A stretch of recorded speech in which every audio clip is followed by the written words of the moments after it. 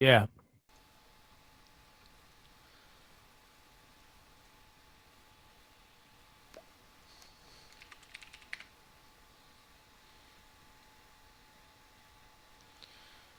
Sorry for anybody watching. We are a few technical difficulties, but we are going to start meow. Meow. Yeah.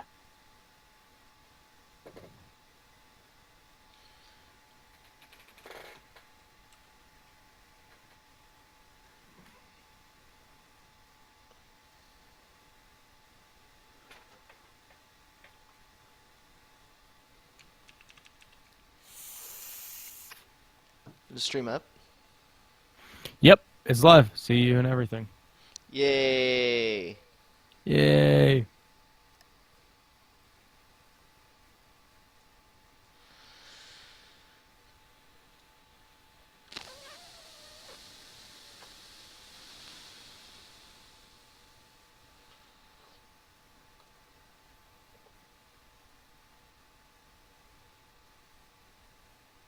Cool.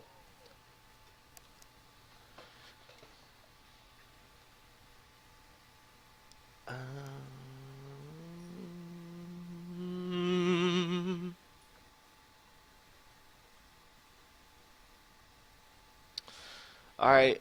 Hey, what's up, everybody? Sorry for the technical difficulties going on, but we have kind of a. Usually, we have been trying to get around to broadcasting on Sundays, but we've been moving towards E3 closer and closer day by day. A lot of new stuff coming out. I'm Greg, editor in chief over at PC Gaming Enthusiasts, and on the call you hear Jake, who has Hey. yet to get a camera to utilize his I'll be camera. getting So, I'll be getting one soon. I'm Jake. I'm a staff writer at PC Gaming Enthusiast. but you're so much more. I'm so much more. So yeah, we're gearing up to E3. We're probably only about 2 weeks away from the show. We're going to be live on the show floor. We're going to be covering everything as you guys see it, and a little bit more, of course. We have the opportunity to sit down on appointments with many of the game developers out there, publishers. And sometimes they have a little bit more hands-on with certain games and hardware out there that we normally see just on the viewer side of things. But one of the biggest things that we wanted to cover has just been recently the abundance of consoles starting to become more like PCs. So, I kind of want to open that discussion. Just across all three platforms, we have talks of the PlayStation Neo, we have talks of the Xbox Scorpio or Xbox One Scorpio, and then you have the Nintendo NX. Both of the two, the PlayStation 4 Neo and the Xbox One, being AMD, primarily focused on AMD as the hardware support. But we also have the Nintendo NX with talks of NVIDIA. And just in terms of what we've seen lately going on with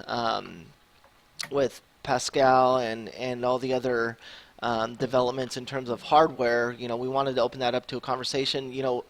Consoles are becoming more like PCs as the days go on, and I mean, anymore, what's the benefit of owning a console if the primary focus is going to be the PC side of things? So, Jake, what are your thoughts on that first and foremost? Uh, well, currently there's still a reason to own a PC, and I think I just reading over some of the stuff that the Scorpio and the Neo are going to offer, I think it shows just how, like I said on the last episode, just how fast technology is moving right now. We're at a time where things are really shooting up.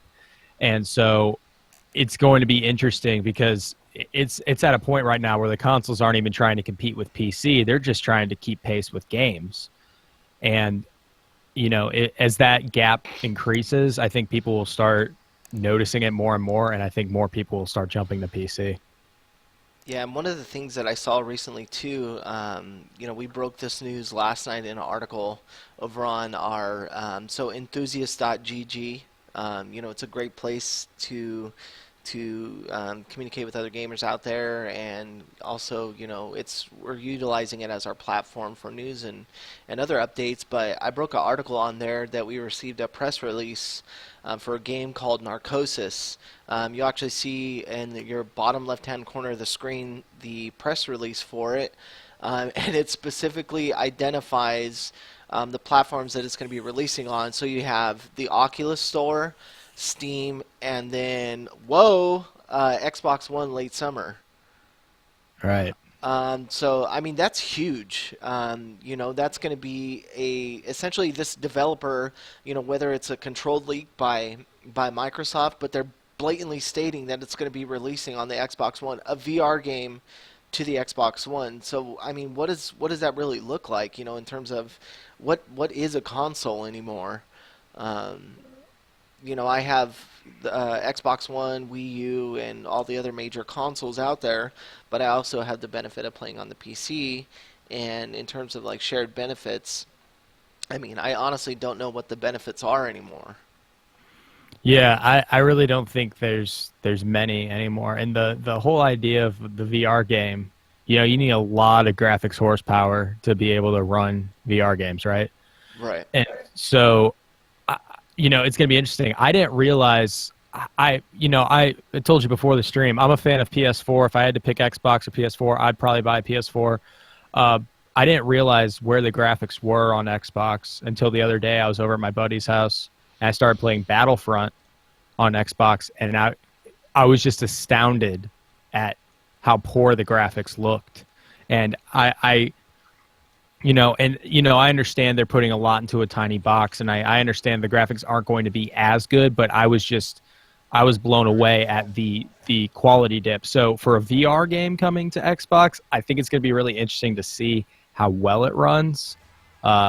And it's an announcement. Who knows if it's actually going to come to fruition?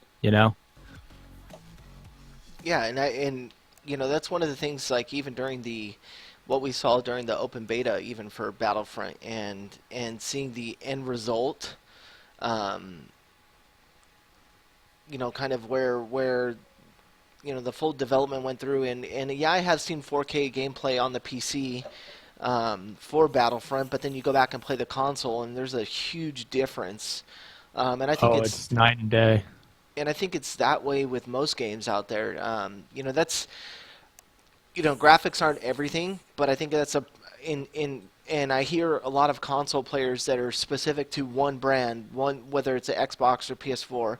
Oh, graphics aren't everything, but then when it boils down to it, the only reason why this development cycle has been ramped up, and they're pushing out a console within 2 to 3 years, is specifically for graphics. And you might say Yeah. it's for VR, but what comes with the hardware support of VR, and that's graphics.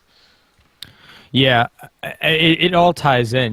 They're talking. There's a lot of talk about VR. There's a lot of talk about 4K. And all these different things that they want to bring to consoles. And at the end of the day, most people, graphics don't matter. The gameplay does. That's totally true. But the fact of the matter is, these developers are pushing for, the manufacturers of these consoles are pushing for graphics because the demand of games is that high. Developers want to make good-looking games, and it's going to be Sorry. difficult for the consoles to keep pace with that. Yeah, and so one of the things that we looked at was um, we have in the upper right hand corner. That's why I plugged the PS4 logo and the Xbox One logo. So we have the PlayStation Neo. Um, you have where's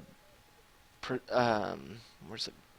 Okay, so you're going to look at, they have the original PS4 CPU, 8 Jaguar cores at 1.6 gigahertz. Then you have the Neo at 8 Jaguar cores at 2.1 gigahertz. Right. That's a marginal increase. Still, the GPU is probably the most improved. Have you seen these specs? Yeah, I'm looking at them right now, and I think it's it's not a huge upgrade, but I think it's definitely it's something, and I think it will affect performance. I mean, it's one of those things that in the spot they're at right now, that little upgrade will probably go a pretty long way.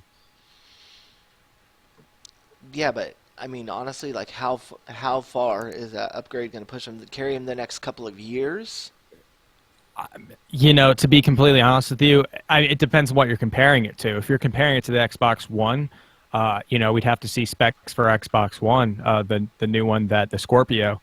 But as far as PC goes, there's no comparison, of course. But if you're just comparing it to the older model of the PS4, and that they're going to be, the Neo is going to push it further, it's going to see a performance jump. Now, that performance jump is not going to be anywhere near where PCs are at, but it's something. So if that's your option, if that's your poison is to play PS4, you're going to probably want to look into the Neo, because I think it's at a spot right now where any improvement will have a large impact, as opposed to if it was real top end and you did this little marginal improvement, it probably wouldn't see much of a performance increase. So, what are your thoughts, PS4 versus the Xbox Scorpio, in terms of what it is? Because in the upper left-hand corner, you'll see this tweet by Phil Spencer, over at the head of Xbox, and you see things like, thanks, big team effort, blown away by the work Team Xbox doing, things we've never done. I mean, by all intents and purposes, that points to VR and but the overall transition in that phase, from Xbox One to Scorpio is, what is Scorpio? And if the Xbox One is the projected performance that it's supposed to do, then there's tons of costs associated with that. Is it going to be inexpensive? How does the average consumer that owns an Xbox One right now pay for something like that? And I'm just at a loss for words, where it's supposed to exactly go from here. Well, I mean, the thing is, when you look at a console launch, whenever we have a new generation of consoles coming out, they taunt other things. They say these, the little features that it might have, what was it, the Kinect? Was that what it's called? The camera? Yeah. Yeah, that, they have little things like that, and they talk about that. But the main issue that they're talking about, the main thing, it's back and forth, is graphics, right? PS4 looks better in Xbox looks better in PS4, so on and so forth. So, where we go from here is they're going to try and jump it up, and they're going to totally hype it up, doing things we've never done before. Oh my God, it's this brand new great thing that's going to come out. But you can develop all day long, but you hit the nail on the head. The price. They're going to have to bring it in at a point that makes sense for consumers to pick up their console, because right now consoles are pretty cheap. And there's kind of a ceiling of like $600 or so, where $600 is a lot to ask from a console. So, they probably are going to be developing. What my guess would be is that they're going to develop way past what they can actually produce, and then they're going to have to scale it back. See, and the turnaround time on that is what I'm most concerned with. Is they're going to produce something that's projected to be, years in advance to keep the Xbox One afloat or whatever it is. And, my thoughts was that, they're going to do something similar to what we saw with the Kinect, that, it was developed, it had, they wanted additional processing power to support it for the console. They ended up coming up with the new console with an adapter for it, and then they had one for the older Xbox consoles with the adapter. But that completely halts all previous Xbox Ones. I mean, it puts them in a position where you're forced to buy a new console where you can't play anything. Yeah. I mean, you're putting it, consumers that are dedicated to your brand, at a disadvantage at that point. Right, and that's what I was saying, earlier in the episode about technology going so quick. The consoles are forced to do, they're forced to make all of these kind of Band-Aid solutions to carry them to the next generation, and I think that these releases are kind of Band-Aid solutions to carry them over to the next generation, where technology gets a little bit cheaper so they can keep their prices lower. uh, I don't I don't think that this is going to be the jump in consoles that maybe some people are hoping for. And again, I think, like you said, it's going to, you know, kind of put some of the people who are dedicated to their brand at a disadvantage who maybe don't want to make the upgrade. And I don't know. It just what it seems what I've been noticing the trend with consoles currently is that you're trying to push it further and further, faster and faster, killing backwards compatibility, and putting out a product that is really half finished. Um, I don't have a whole lot of hopes for this stuff. I think there will be performance increases, like I said with the PS4. There will be performance jumps, but it's not on the level that it should be. And I think if they want to start going into the market that they're talking about, like Phil Spencer said in his tweet, doing things we've never done before. If they want to start going and doing 4K and they want to start going and doing VR, then it's going to cost more money. And because it's new technology, it's new stuff out here right now, and it's expensive. So if people aren't willing to pay that, then they maybe need to find, like I said in the last episode, they need to find a different way to hit it. They need to find a different angle to come at the market from, instead of trying to be just the superior, graphically enhanced thing that they're trying to be, but they're totally not.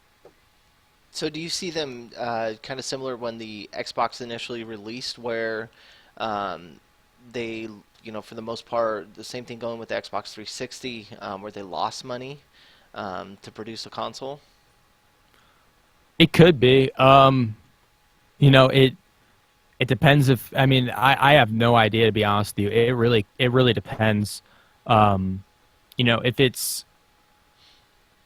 if they can find smart ways to increase the performance without spending too much money, they're probably not going to take a loss. But again, if they're trying to push into that 4K VR market and they want to keep their price point low, they're going to lose some money. Yeah, that's probably, one of my biggest concerns is that everybody jumps on the VR bandwagon and it ends up not going anywhere. Um, That's possible too.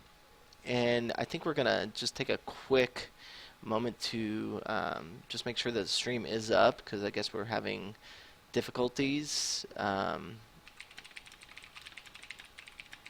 I know it's only going to our previous stream that was about 10 minutes long, just the video prep. Huh. Okay. Is it showing up for you? Yep, the stream's showing up for me. Hang on, let me yeah, it's showing up here.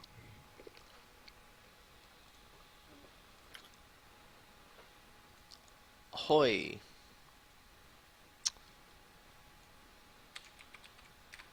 Let me.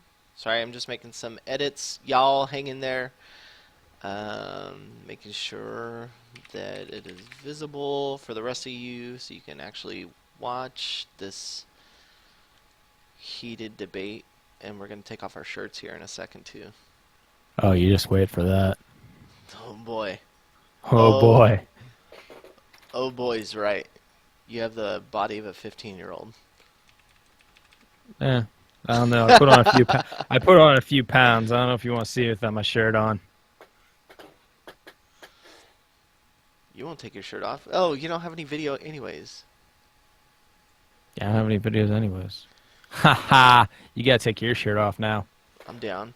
See, so the stream that we have going is only running up to the 10-minute mark.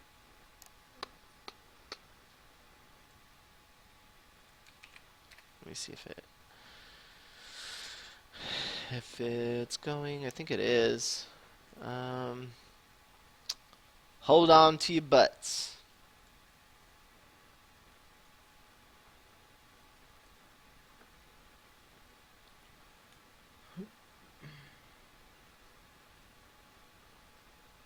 Yeah, it dips off once you I still have the stream live on my end. It's so weird. When I go to the link for the stream, it like stops at, instead of continuing the live portion, it drops off at 11 and goes to the next video. Huh. I don't want this to all be in vain. I understand. Um,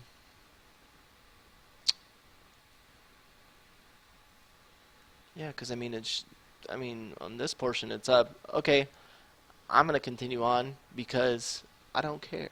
Yeah, Yeah, it it's looks like live. yeah, it looks like part of the stream's live. Sorry, anybody out there that's watching it keeps getting cut off, but um, yeah, we'll keep rocking.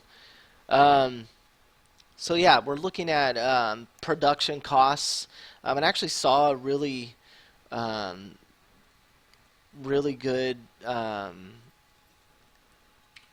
observation by somebody that commented on the article that I pushed out on enthusiast.gg. It was one of the comments made under the Narcosis. So the game's Narcosis is listed as Xbox One as one of the releases. This guy or gal, I have no clue because it's the internet and anonymity rules. DC Bronco, I think, was the dude.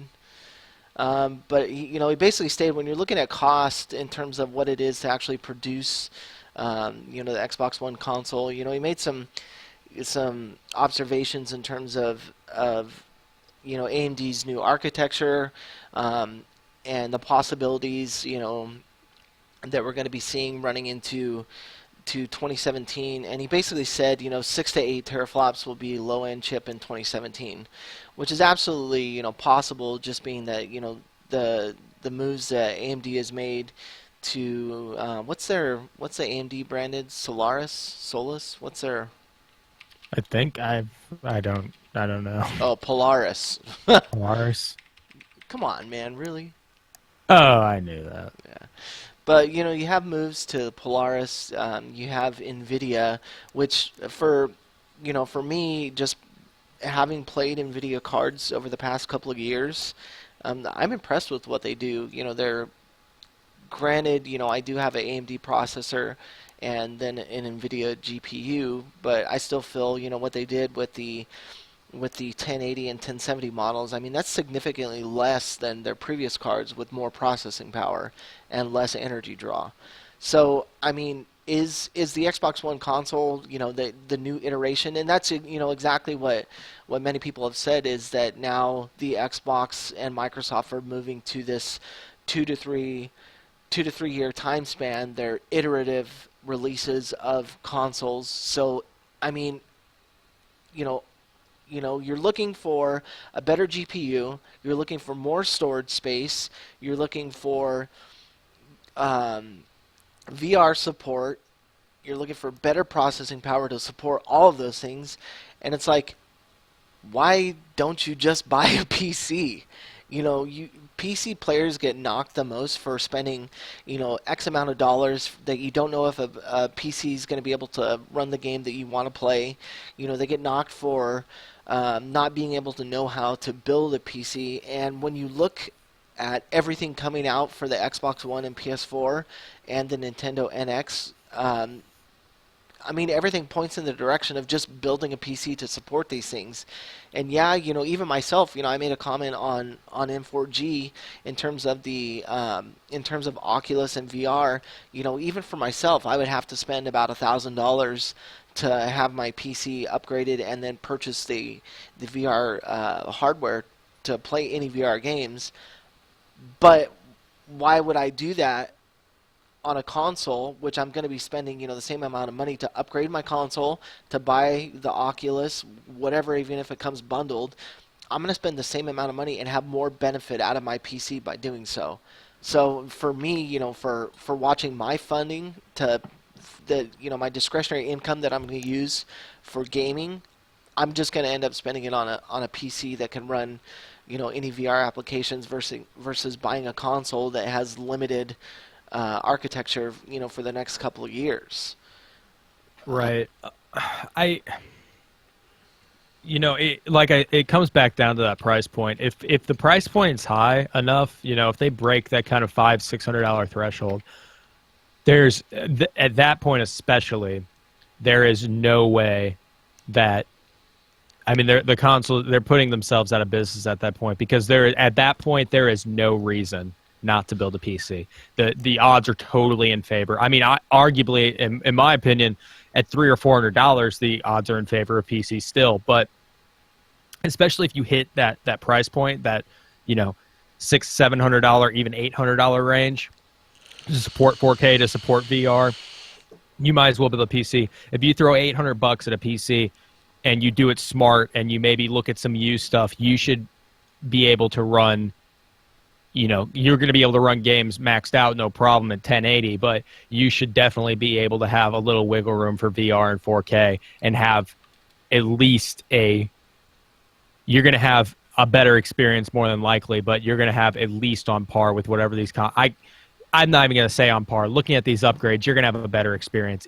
At $700 or $800, no problem.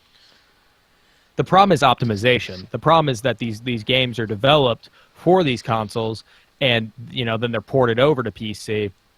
And so the issue is that they're gonna be able to run on these consoles no problem, and there might be some struggles with that on PC. And I think that should go back on the developers to start pushing more for PC. If that's if these consoles come out at that price point, I think developers totally need to push for PC more, because it makes more sense that way, and that's going to push gaming and development and game design, everything. It's going to push it forward immensely. Yeah, and I keep seeing that too, that like just with the last Fallout 4 Far Harbor DLC, the console, I can't remember if it was PS4 or Xbox One, saw massive frame rate dips in some of the areas where there was fog. I mean, if you're going to limit a game like Fallout 4, that is the least graphically intensive game probably on the console. I mean, a lot of people, realized that on the onset when it was going to release, that it wasn't that,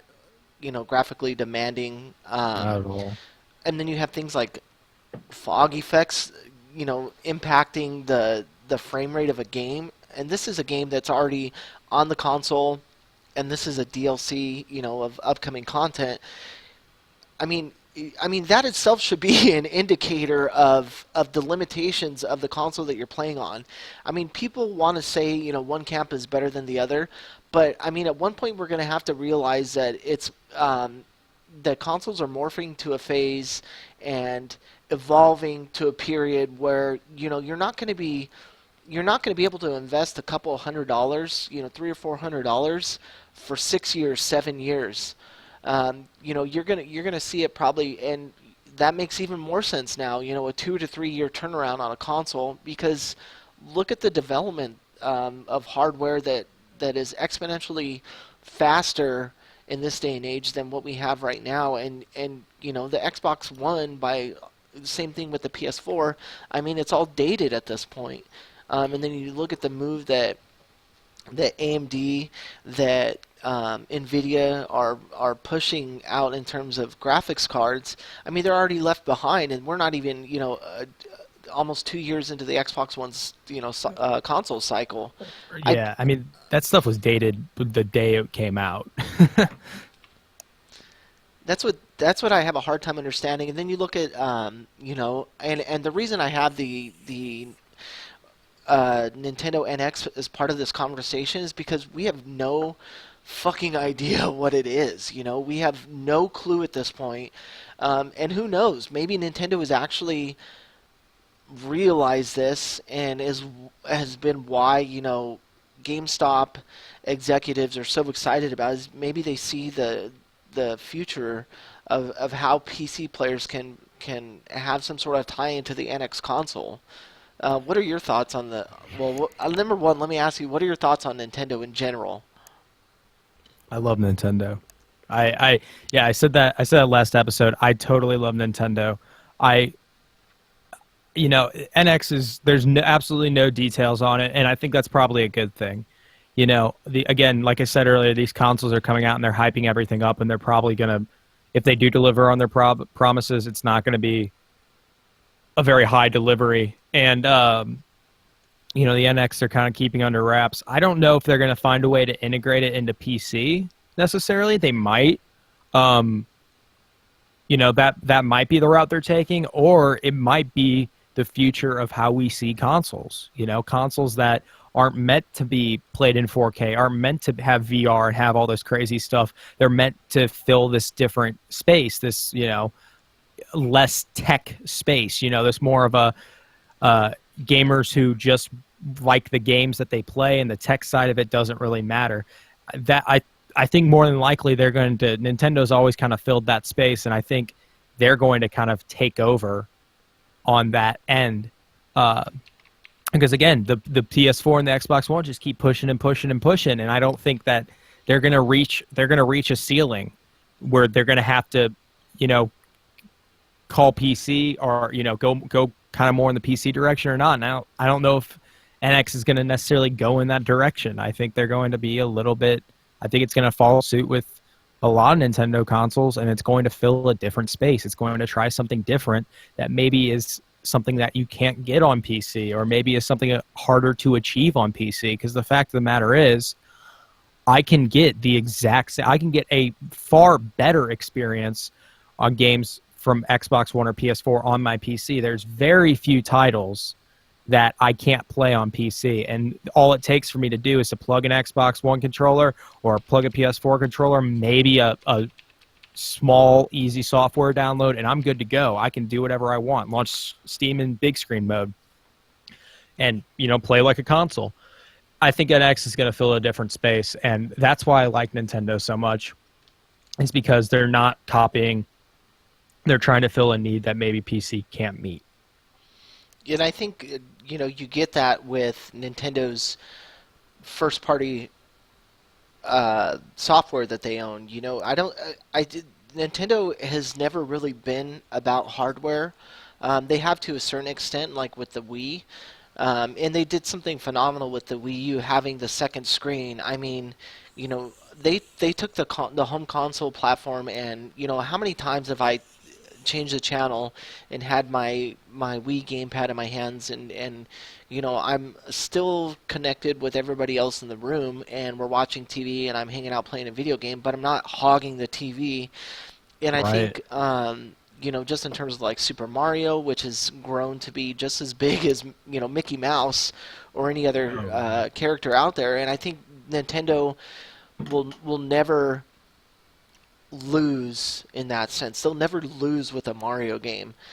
But what they're doing with the NX, I mean, again, we have no idea what that is, but whatever it is, I think they're going to, you know, they march to the beat of their own drum. They're going to do whatever they want, and they're going to, you know, whether the Wii U was a miss and the Wii was a hit, you know, maybe it's an off year for them, and you just, I honestly, I have no idea, you know, what the console is, whether it's going to be, you know, something portable, whether it's going to be something, you know, to bring home to dock. Like, we don't know what that is, and we don't even know what hardware they're going to be utilizing. You know, we don't know if it's going to be NVIDIA based hardware, if it's going to be AMD. You know, AMD seems to rule the home console market in terms of GPU CPU combos for the consoles, just based sheer on size alone. But I think, you know, they have the possibility to win gamers over again just with their first party software. I just thought about this. Let's do a hypothetical really quick. So the 1080 and the 1070 are coming in at a lower price point than the previous generation of cards, right? So what if, and I mean, it's totally hypothetical, what if NVIDIA is going to be supporting Nintendo and providing the GPUs, and maybe that's why they're able to come in at that lower price point for the PC, because they're doing so much volume with Nintendo. And that's what I said actually before. I was looking at, you know, what if the Xbox One and PS4, their new iterations of consoles, abandoned AMD and went the NVIDIA route? And what does that look like in terms of backwards compatibility? Are they able to still support the same games that they were, now that they're using different GPUs? But if Nintendo has taken full advantage of that, knowing that the 1080 was going to release in the time frame that it did, and now it has a less expensive model for it, I mean, they could. I mean, they could blow everybody else out of the water.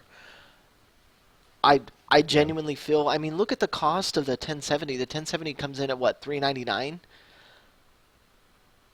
If you cut Yeah, I if you think cut so. that by $50 to mass produce a console that houses the 1070, we could be looking at a $400 console that has the GPU that beats everybody else on the market at the time. It could, yeah. I mean that is very well possible. Um, Sorry for the. yeah, yeah, Greg. God, back up from your mic. Fuck yo. But I mean, it's very well possible. I really don't know. I'm excited. Whatever Nintendo is doing, I'm excited. Uh, I I'm just don't like just the lapse in E3. what? I just don't like the lapse in E3 presence. Oh yeah. I mean, but again, it can be a good thing. It's one of those things. I'd much rather not hear about, not have a lot of details, and then all of a sudden, like Bethesda did with Fallout 4.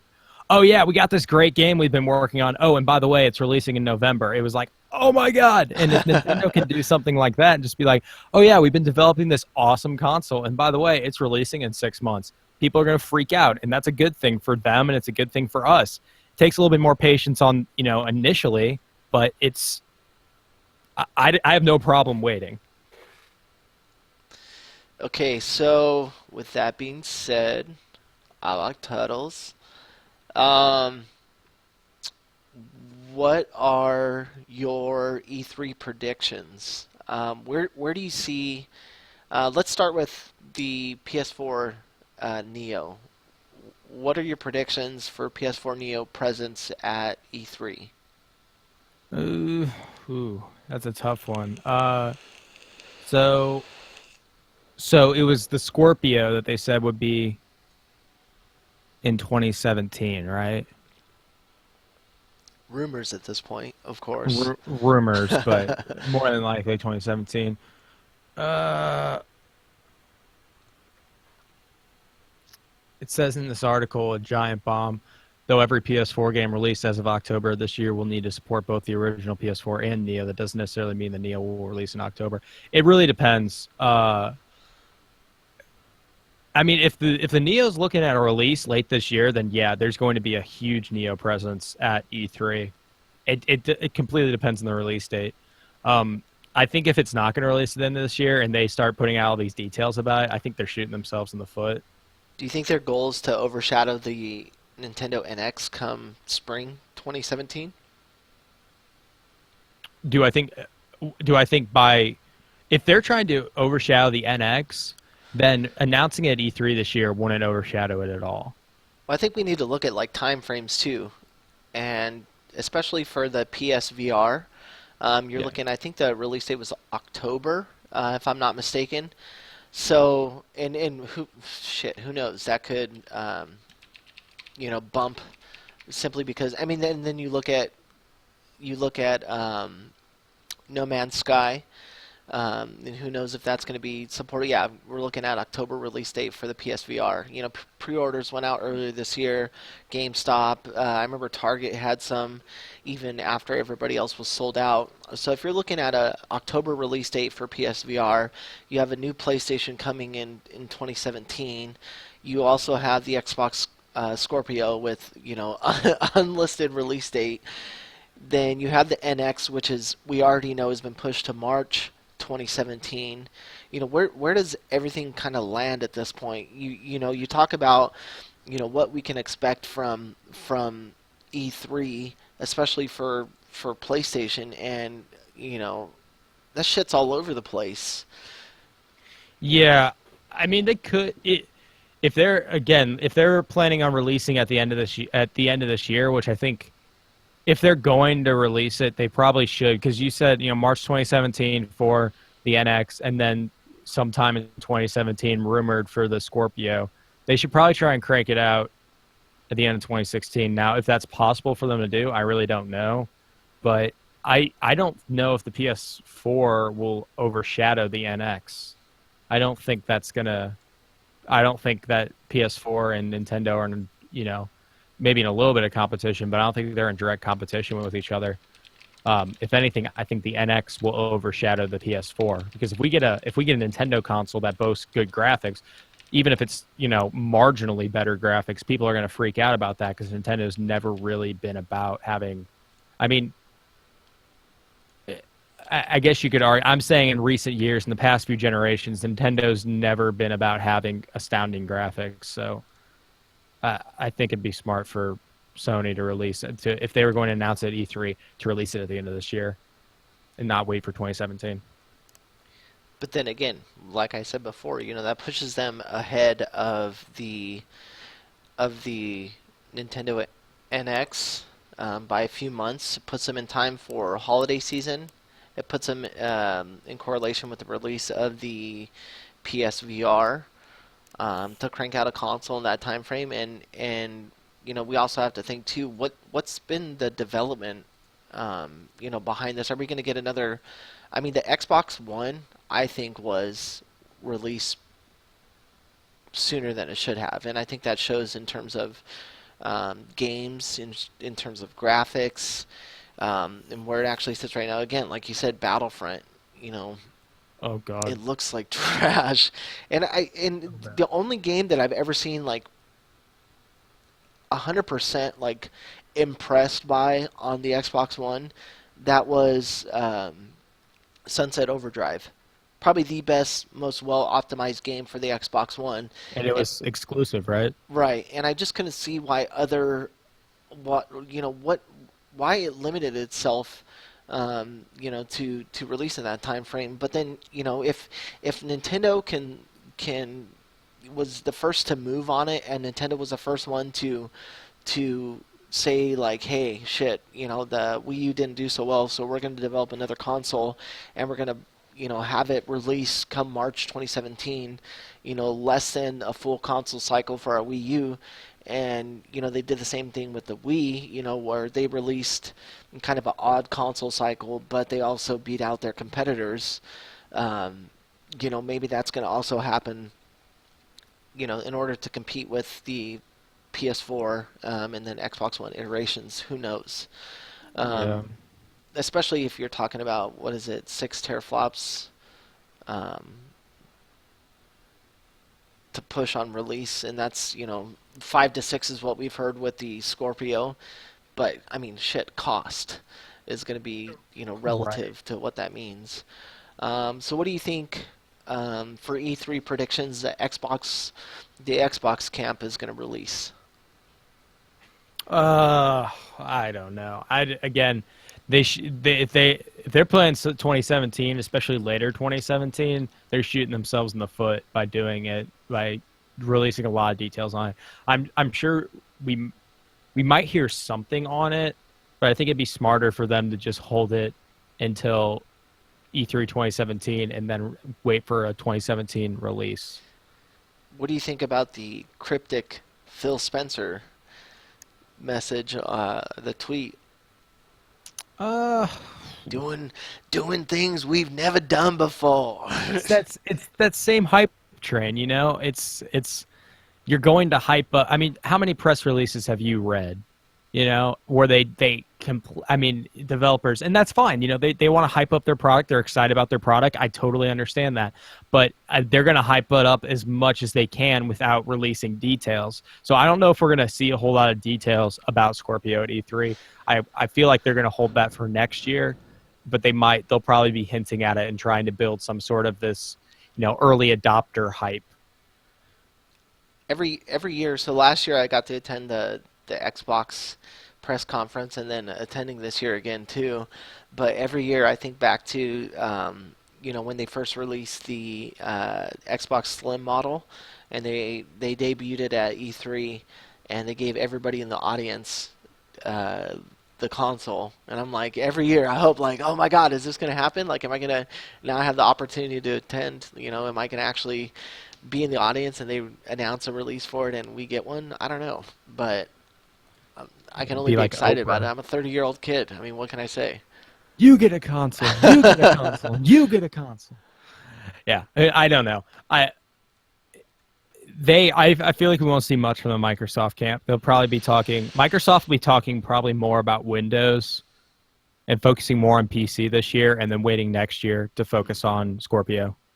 Yeah, and we did see them. That's I think it was the PC gaming. They had a PC gaming event that they hosted. I think PC Gamer hosted that, but they announced there that Killer Instinct was going to be coming to the Windows 10 platform, and that it was going to be free and blah blah blah. But I mean, that was the first initial move towards having more games that you can purchase on the Xbox, also cross-platform play with the PC. Then we already know kind of where Nintendo stands on that, being that they blatantly said, the only thing we're going to be showing at E3 this year is Zelda. Whoop-de-doo. Yeah. But we're also going to be seeing, and this is what I said before, if Nintendo doesn't show their third-party games for the Nintendo NX, it doesn't mean that other companies are going to do so. And then I think our first hint at that is going to be where what is shown on the PC side of things, because the more graphically demanding the game is, and they list other consoles, maybe somebody does say, it's going to be consistent 60 FPS across all platforms. Well, that's going to be a strong indicator that, we are going to see it release on these next gen consoles that are happening right now. We are going to see it release on, the Nintendo NX, and this is what we can anticipate from that, just, playing a PC build of the game at E3. And, 100, that's not 100% of the time that it happens where the PC build is exactly what we get on console. But I mean, you could be pretty close to what we're seeing, for a full release. I'm skeptical about that kind of stuff, because there's so many different circumstances that go through. When you go through a development cycle, there's so many different things that come up that can take your game backwards. As far as graphics and 60 frames a second stuff like that, what I'm saying is if they're going to be doing all that stuff, it might be an indicator of what's going to be happening on the next consoles, but I'm still skeptical about some of those games because, again, they're going to hype up their games and it might not be delivered that way. You know what I'm saying? Yeah, look at the No Man's Sky delay. Yeah. Got delayed 2 months, and it's weird, that this happened to happen, going into E3. All of a sudden, one of the main exclusive titles that's coming to the PS4 gets delayed by 2 months. We talk about time frames. You see No Man's Sky releasing, say, in August, September, October. 2 months later, PSVR releases, and then where does that put us in terms of PS4K releasing and blah blah blah. There's a lot of, I think, misdirection in the release schedule, but it's all strategically and purposely done to mask what exactly they're doing, and who knows what they're doing. Especially like you said before, where does that leave Nvidia? Where does that leave AMD in terms of development? Yeah.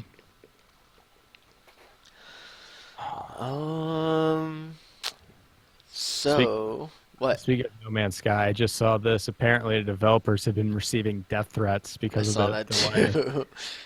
Dang. It's pretty intense when you develop a game, you push it out again, and you get death threats for not producing. Yeah, I don't know why people. I personally, I have no problem with developers, pushing out a game. I have no problem with that at all because I feel like it's going to probably deliver a better experience. But Yeah, I would say, release the game when it's ready. yeah, I'm exactly. I'm a very impatient person, but when it comes to games releasing at their expected time frame, I think it goes two ways. Don't put a projected release date when you know that it's going to be demanding on the development cycle, which you see games like Fallout 4. How long was it in development before they actually released, and what did they do? They hit their target release date. But at the same time, don't release a game that's gonna. I mean, we're all consumers that are buying these games. don't release something to the general public that you expect them to spend money on, and it's unfinished. Right. So, it's again, I think it's a two-way street. And that's, again, where you get back to the PC side of things. Yeah, we see a lot of things on the PC end, early access, certain builds that were intended primarily to release on console, then you see it ported to the PC, and it's not as great as you thought it was going to be, or it doesn't meet expectations when you talk about the game's going to be 60 FPS and it's really 30 or 50 just because console limitations. But for the most part, what we see on the PC is either later release dates, or you see a game perform significantly better on the PC just by hardware alone. There's so many more options for customization, and console you just kind of get what you get when the game releases. Um, but yeah, I mean, I think personally this is a very interesting time. I thought a couple of years back when we saw the Xbox 360 and PS3, come to fruition and release, we were this whole realm of HD graphics, and that was before I really got into playing PC 100%. But I think this is an even more um, interesting time now, because we're starting to see a lot of things happen with VR. We're starting to see more things happen with AMD and their development, and the same thing with Nvidia. So I think this E3 is, in all honesty, up in the air for me. I don't know what to expect from the show. You have big players like EA opting for a more fan based E3 showing, which is kind of weird considering that you have to be industry to get in 90% of the places there. Um, but it's just kind of a toss up as to where everything is going to land, and I don't know where that is exactly. So, kind of my final thoughts on this. For me, E3, my predictions are really up in the air. I'm just really excited to see, what comes from the Xbox press conference, what comes from all the other AAA publishers out there, which comes from, VR developers, even Razer, for the most part. I'm really excited to what they show, what they have as a presence at the show, just because they've developed so many cool products out there. And really, honestly, my final thoughts on E3 is we'll see when it happens. What about you, Mr. Yeah, Jacob? I think as far as consoles go, nothing on Scorpio, maybe something on the Neo. Um, I'm really excited to see what I'm really excited to see if what Bethesda's kind of up to, if they're going to be pushing Fallout 4 more, if they have anything else that they kind of have underway. And definitely excited to see a lot about Civilization 6. I'm really excited about that. But yeah, other than that, as far as consoles go, it's a wash. Who knows? And as far as our discussion, my final thoughts on our discussion about PC and console. PCs are getting easier and easier to build. The space that Xbox and PlayStation filled before, I don't think that space is necessary anymore, and I think that that's going to become more and more prevalent in the coming years, coming into the next generation of consoles. I think Nintendo is still on the right track, though. So. Yeah, and I think they're instead of going down a specific path that everybody else is, they're paving their own, and which Exactly. is just like them to do so. With that being said, we're going to go ahead and wrap this episode. Sorry for the delay for the botched stream, but thank you guys for watching. Please subscribe. Please leave comments. We're probably going to go live on the E3 show floor. So look for us as we cover E3 this year. We attend all the press conferences, and we bring you, up close and personal what we can from the show. And make sure to follow us on PC. Go to gamingenthusiast.net as well as enthusiast.gg for all the future coverage. But thanks for watching, and we'll see you next time. See ya.